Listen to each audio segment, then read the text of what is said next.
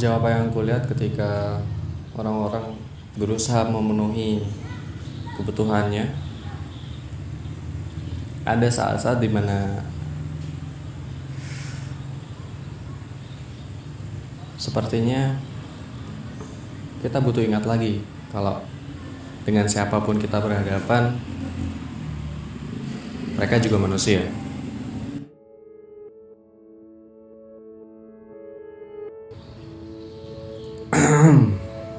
Hai, selamat datang di Barista Reseto.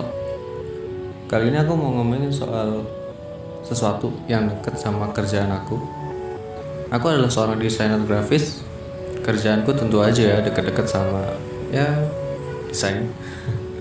Yang aku mau ngomongin kali ini mungkin jadi sesuatu yang umum terjadi sih. Sebenarnya nggak cuma di bidang desain aja.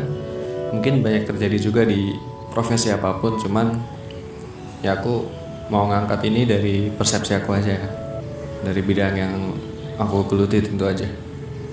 Beberapa kali aku juga ngalamin gitu ke drama yang terjadi seperti yang mungkin pernah kamu tahu, ketika sebuah desain itu cuman dihargai dengan terima kasih, ketika meminta sebuah desain juga cuman berdasarkan minta tolong. Bahkan yang paling ekstrim adalah meminta desain dengan cepat, bagus, dan harus beres saat itu juga. Kadang-kadang bahkan ada yang sampai minta di luar jam kerja. Tahu gak sih rasanya? Kamu disuruh melakukan sesuatu saat kamu seharusnya istirahat. Ya gimana gitu. Maksudnya saat kita lagi malas gerak aja gitu. Ketika kita lagi rebahan gitu, mager gitu kan, nggak ngapa-ngapain, nggak pengen ngapa-ngapain, tiba-tiba kebelet pipis. Tahu gak sih rasanya? Malas gerak, malas bangun dari tempat tidur, tapi harus pipis. Aku juga ngerti gitu. Maksudnya setiap orang punya keperluan, setiap orang punya ada kadang-kadang ada saat-saat dimana kebutuhan itu datang mendesak, tapi jangan sampai hal itu bikin kita lupa kalau kita sama-sama manusia. Aku cuman pengen sharing aja bahwa masing-masing orang punya beban, punya sesuatu yang diemban, dan kalau nggak bisa meringankan ya jangan nambahin gitu.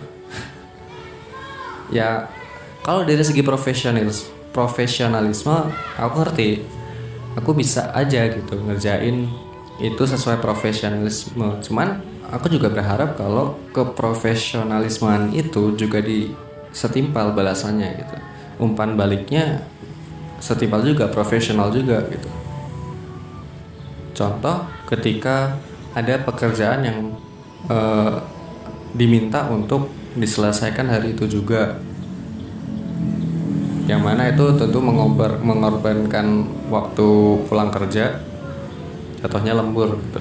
Ya, masalahnya di tempat aku kerja belum ada sistem dimana ketika harus lembur, ketika harus mengerjakan sesuatu di luar jam kerja, itu ada nilai tambahan yang harus dibayar sama konsumen. Belum ada sistem kayak gitu. Jadi sebuah habit yang kurang baik sebenarnya, karena pada akhirnya ya seperti tidak ada apa-apa untuk memberi perintah semacam itu gitu.